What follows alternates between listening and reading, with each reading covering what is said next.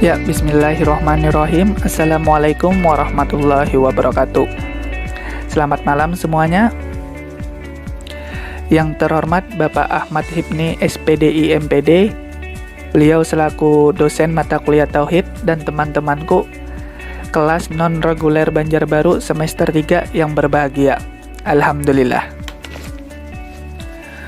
Puji syukur marilah kita panjatkan kepada Allah Subhanahu wa taala atas rahmat berupa kesehatan hingga kita bisa berkumpul di sini di kuliah online. Tak lupa salawat serta salam semoga tetap tercurahkan kepada junjungan kita Nabi besar Muhammad SAW. Pada hari ini saya Muhammad Andri Yusuf sebagai moderator yang akan memandu kegiatan presentasi kelompok 1. Jadi topik yang akan dipresentasikan yaitu membahas naik turunnya iman. Sebelum presentasi dimulai, saya ingin memperkenalkan anggota kelompok 1, yaitu Dewi Widyaningsih sebagai ketua kelompok, Muhammad Andri Yusuf, saya, Yasipa, Kanaya, Rizka Heldayani, dan Amin Widodo. Jadi kegiatan presentasi yang akan dilakukan diantaranya 1. Pembukaan, kedua ada penyajian materi, ketiga ada sesi tanya jawab. Cuman itu nanti pas video ini sudah selesai baru boleh tanya jawab, dan terakhir yaitu penutup. Baik, acara yang pertama adalah pembukaan. Marilah kita mengucapkan basmalah. Bismillahirrahmanirrahim. Selanjutnya adalah penyajian materi. Nanti akan dibacakan oleh anggota penyaji. Anggota penyaji, saya persilahkan. Assalamualaikum warahmatullahi wabarakatuh. Terima kasih untuk moderator telah mempercayai saya untuk menjelaskan tentang iman dalam agama Islam atau bahasa Arabnya berarti percaya. Dalam kata iman diambil dari kata amana yu'minu yang artinya percaya atau membenarkan. Iman secara bahasa berarti tasdik atau membenarkan. Sedangkan secara syar'i, iman adalah keyakinan dalam hati, perkataan dalam lisan, amalan dengan anggota badan, bertambahnya melakukan ketaatan, dan berkurangnya iman dengan maksiat. Makna iman sebenarnya yaitu membenarkan dalam hati, mengikrarkan dengan lisan, dan mengamalkan dengan anggota badan. Terima kasih presentasi dari saya. Pendukung naiknya iman seseorang. 1. Mempelajari ilmu syar'i. Ilmu syar'i adalah ilmu yang penting hal ini karena sesungguhnya setiap perkataan, perbuatan, bahkan apa yang ada di hati semuanya akan dimintai pertanggungjawaban. 2. Memperbanyak membaca Al-Quran dan mentadaburinya. Al-Quran Al-Karim adalah pedoman hidup umat manusia. Adapun hikmah membaca Al-Quran yaitu 1. Mendapat pahala. 2. Allah mengangkat derajat orang yang membaca Al-Quran. 3. Memahami nama-nama Allah dan sifatnya. 4. Menghayati perjalanan hidup Rasulullah SAW. 5. Menghayati keagungan syariat Islam. 6. Mentadaburi ciptaan Allah. Yang dimaksud merenungi manfaat-manfaatnya sehingga menghasilkan sebuah keyakinan yang mendalam bahwa hanya Allah Subhanahu wa taala zat satu-satunya yang berhak untuk disembah. Bersemangat dalam mengamalkan amal soleh dengan ikhlas, bergaul dengan orang yang soleh. Bismillahirrahmanirrahim. Baiklah, saya akan melanjutkan pembahasan berikutnya mengenai faktor penyebab turunnya iman. Ada begitu banyak faktor yang menyebabkan turunnya iman seseorang. Di antaranya, yang pertama, terkotori oleh kemaksiatan. Berapapun kecil kemaksiatan, tetap berbahaya. Bukankah Nabi Muhammad SAW pernah bersabda, apabila seorang hamba berbuat dosa, maka diberikan noda hitam dalam hatinya. Maka janganlah melihat kecilnya sebuah maksiat, tapi lihat kepada siapa maksiat itu diarahkan. Tetapi kita tidak perlu berputus asa, karena jika bertaubat, insya Allah akan mengabulkan doa kita dan akan menghapuskan dosa kita. Faktor yang kedua ialah berlebihan dalam hal yang mubah.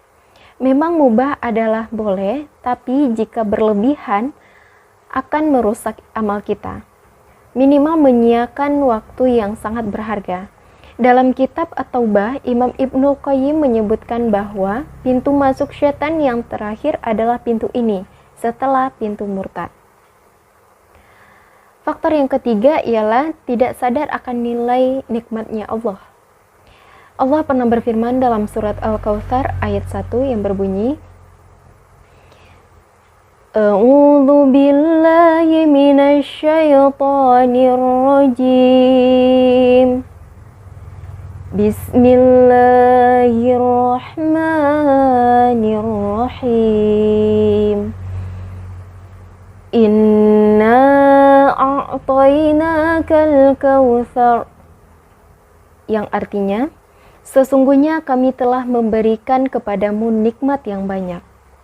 Dan Allah berfirman dalam surat Ar-Rahman yang berbunyi,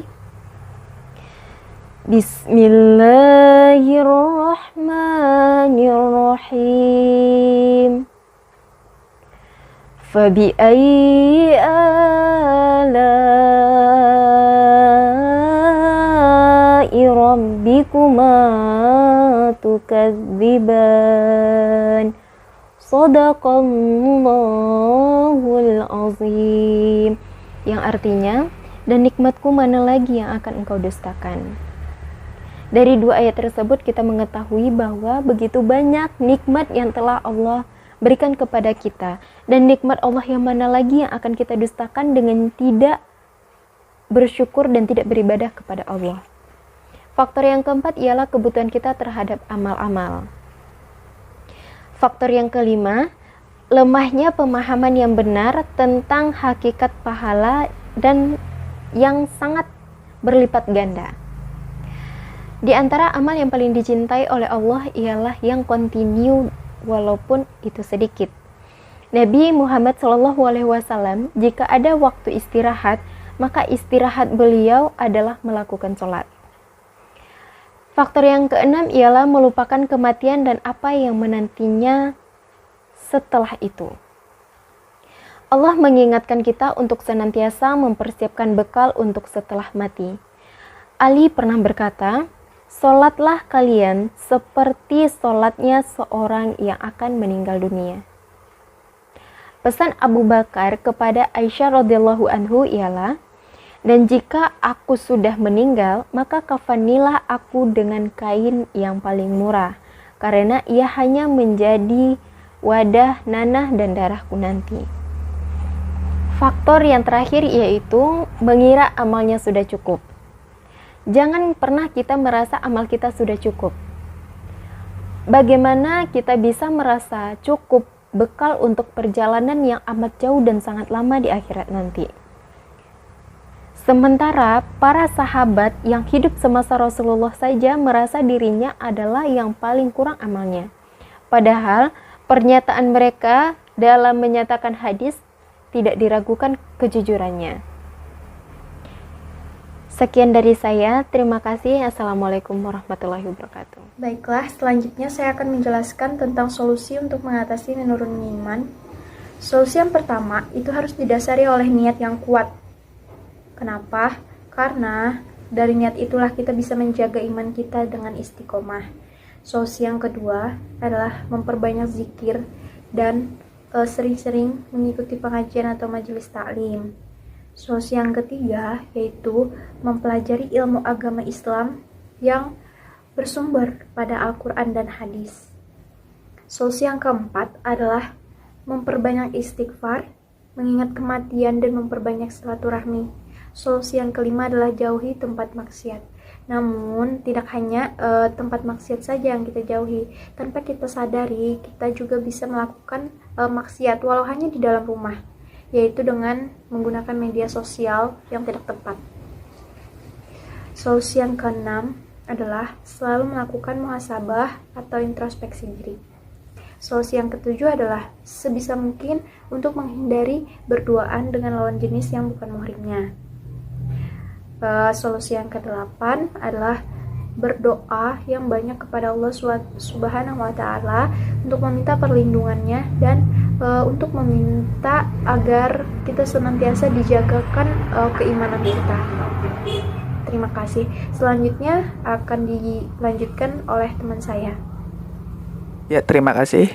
Di sini saya ingin melanjutkan materi terakhir, yaitu cara memelihara keimanan. Jadi ada beberapa cara supaya iman kita ini tetap terpelihara. Yaitu saya bacakan. Yang pertama, menanam pemahaman yang benar, kuat dalam akidah dan pemahaman Islam. Terus, selanjutnya ada selalu mengaitkan semua kejadian dan pengalaman hidup kepada Allah Subhanahu wa Ta'ala. Tekadkan diri supaya setiap hari kita ini nakawa membaca Al-Quran terus. Hadirilah majelis dan zikir. Ilmu yang kita dapat, amun kawa diamalkan. Terus, bukalah Al-Quran pada tengah malam. Bangun pada malam hari. Tunaikan sholat subuh berjamaah. Kegiatan utama sholat dilakukan. Bacakan ayat dan hadis. Berpuasa atau sahum. Berinfak dan bersedekah. Dan yang terakhir adalah bersahabat. Ya, baik. Jadi tadi kita sudah melalui tahapan-tahapan presentasi ya. Jadi tadi kita sudah pembukaan, penyajian materi, sesi tanya jawab di akhir video. Sekarang sudah waktunya penutup. Ya, demikianlah tadi presentasi kami dari kelompok 1. Marilah kita semua mengucapkan hamdalah, alhamdulillah. Ya, saya Muhammad Andrew Yusuf sebagai moderator atau mewakili kelompok 1. Memohon maaf bila ada kesalahan dan kekurangan pada penyampaian materi di video ini. Semoga ilmu yang kita sampaikan bermanfaat buat teman-teman semuanya. Amin. Ya, terima kasih. Wabillahi taufik wal hidayah. Assalamualaikum warahmatullahi wabarakatuh. Peternakan Uniska Jaya.